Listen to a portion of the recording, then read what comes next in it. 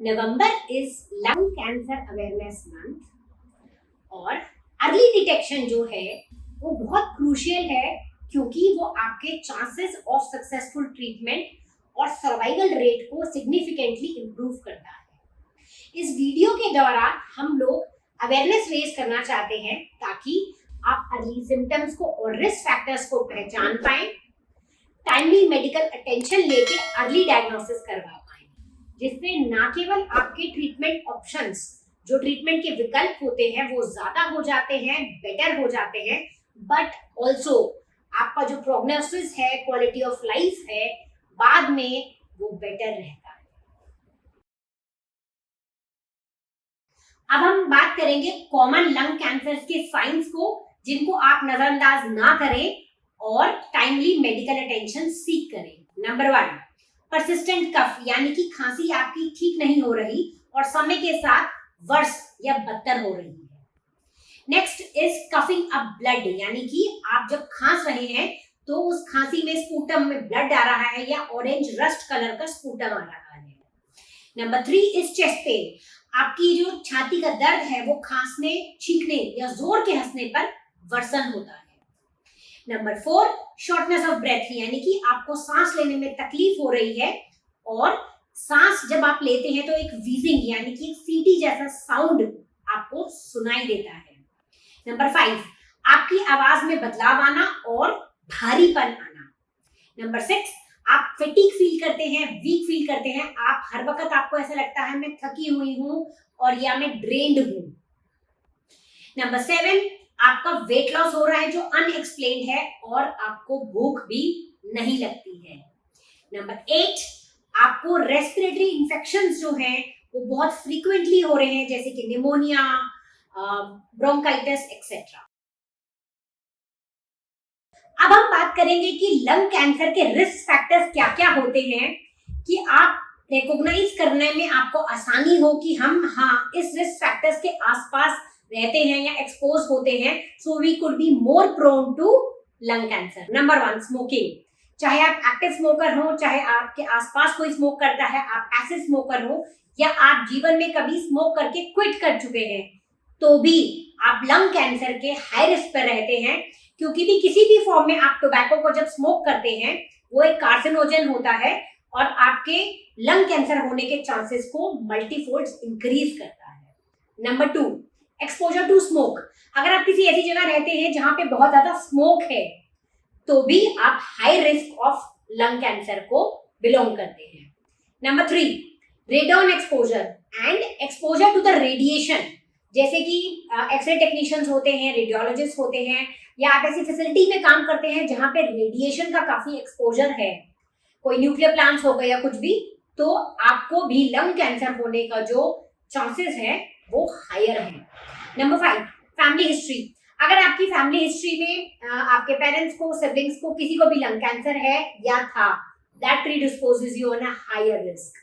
Number 6 personal और family history of chronic lung diseases, यानी कि आपको लंग डिजीजेस की, ब्रोंकाइटिस, सीओपीडी, आईएलडी, इन सब की पर्सनल या आपकी फैमिली में किसी को भी हिस्ट्री रही है, तो दैट इंक्रीजेस द चांसेस और द रिस्क फैक्टर। देन इस कार्सिनोजन का एक्सपोजर, यानी कि जैसे कि डीजल का जो धुआं होता है या जो उसका हम लोग एग्जॉस्ट कहते हैं, that is a very strong carcinogen, तो अगर आपका उसका डेली लेवल पे या रोज में एक्सपोजर है, then also it becomes very harmful. And air pollution, last but not the least, exposure to harmful gases in the environment on regular and prolonged basis puts you on the risk of having lung cancer. अब हम बात करेंगे कि अगर आपको lung cancer हो गया है तो कैसे चेस्ट फिजियोथेरेपी आपकी क्वालिटी ऑफ लाइफ को इम्प्रूव कर सकती है।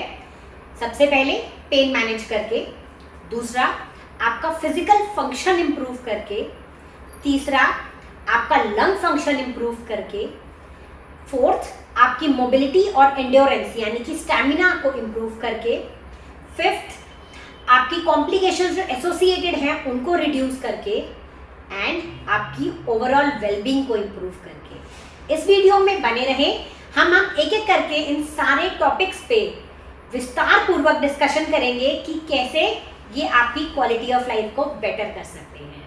अब हम डिस्कस करते हैं कैसे आप चेस्ट फिजियो से अपना लंग फंक्शन इंप्रूव कर सकते हैं और ब्रीदिंग कैपेसिटी भी बेटर कर सकते हैं। चेस्ट फिजियोथेरेपी के प्राइमरी 2 गोल्स होते हैं। नंबर 1, आपको जो ब्रीदिंग की आपकी मसल्स है, रेस्पिरेटरी मसल्स हैं, उनको स्ट्रॉन्ग करना ताकि जो आपका ऑक्सीजन इनटेक है वो इंप्रूव हो, और दूसरा चेस्ट में से म्यूकस यानी कि रेशे का क्लियर करना ताकि जो एयरवे है वो क्लियर रहे और ऑक्सीजन का इनटेक अपटेक जो है वो स्मूथ और बेटर रहे। मैं इस वीडियो में बाद में आपको कुछ एक ब्रीदिंग एक्सरसाइजेस बताऊंगी जो आप कर सकते हैं to improve lung function, but ये सारी एक्सरसाइजेस आप अपने चेस्ट फिजियो की प्रेजेंस में और अंडर गाइडेंस ही करिएगा ताकि कोई भी चेंजेस होने पर वो आपके प्लान को मॉडिफाई कर सके और आपके लिए टेलर मेड कर सके। अब हम बात करेंगे कि कैसे हम लोग मोबिलिटी को इम्प्रूव कर सकते हैं, आपके फटीग को कम कर सकते हैं और एनर्जी लेवल को बेटर कर सकते हैं। कुछ एक जनरल एक्सरसाइजेस आती हैं स्ट्रेचिंग और स्ट्रेंथनिंग की, जो आप करके ना केवल अपने एनर्जी लेवल्स इंप्रूव कर सकते हैं, अपने फटीग को रिड्यूस कर सकते हैं, अपना स्टैमिना और स्ट्रेंथ भी बेटर कर सकते हैं। स्ट्रेचेस के साथ आप अपनी मसल स्टिफनेस को मैनेज कर सकते हैं और पेन भी मैनेज कर सकते हैं।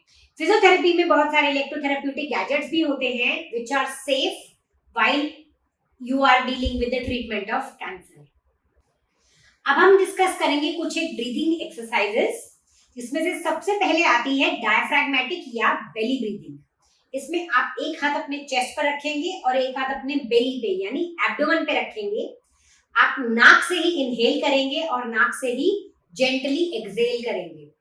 एक बात का आपको ध्यान रखना है, जब आप इनहेल करें तो जो हाथ आपके बेली पर या स्टमक पर है वो हाथ बाहर उभर के आना चाहिए या राइज होना चाहिए, और आप जेंटली एक्सहेल आउट कर देंगे।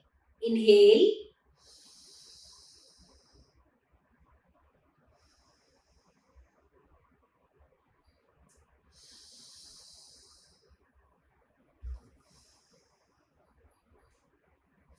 आप इस एक्सरसाइज को 5 मिनट से शुरू करते हुए 10-15 मिनट तक कर सकते हैं और दिन में 3 से 4 बार कर सकते हैं।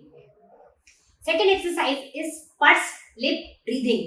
आप नाक से इनहेल करेंगे और मुंह से सीटी बजाते की फॉर्मेशन में आप इसको एक्सहेल करेंगे। आपका जो इनहेलेशन है आप उसको 2 के काउंट पे करेंगे और जो एक्सहेलेशन है वो 4 के काउंट तक यानी लंबा और स्लो जाएगा। इनहेल करेंगे हम, एक्सहेल,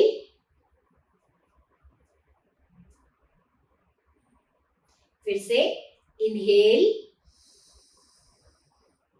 एक्सहेल,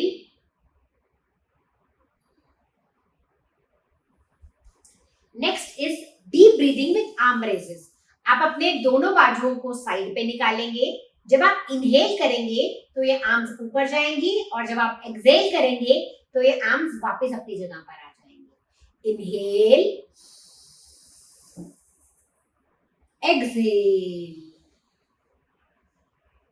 इनहेल,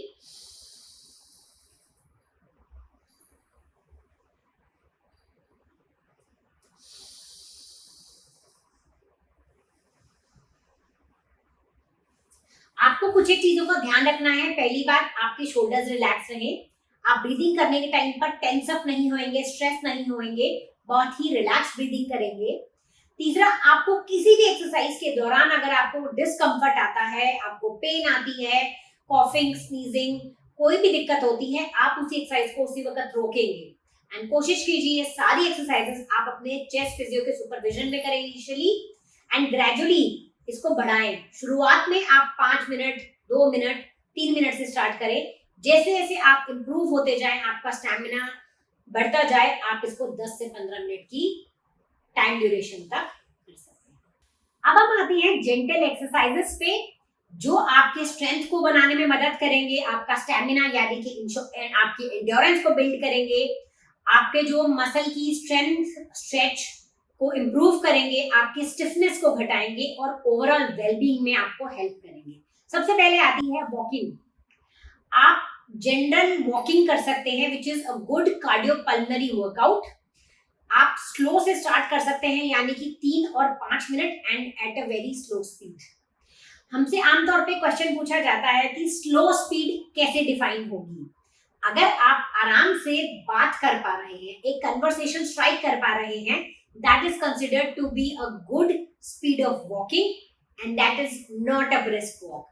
तो आप जब स्टार्ट करेंगे तो आप स्लोली और ग्रेजुअली स्टार्ट करेंगे, कम समय के लिए स्टार्ट करेंगे, और जैसे जैसे आपका स्टैमिना या एंड्योरेंस बिल्ड हो जाएगा, आप इस ड्यूरेशन को 15 से 20 मिनट कर देंगे। कोशिश कीजिए आप हफ्ते में 5 से 6 बार वॉक के लिए जाएं, क्योंकि ये आपके कार्डियोपल्मोनरी एंड्योरेंस को, आपके लंग फंक्शन को इंप्रूव करती है, आपकी एनर्जी को बूस्ट करती है, आपके फीलिंग ऑफ फैटिग को रिड्यूस करती है, और आपके स्टैमिना को भी इवेंचुअली इंप्रूव करती है। नेक्स्ट कम्स जेंटल स्ट्रेचिंग या लाइट स्ट्रेचिंग, जिसको हम कहते हैं।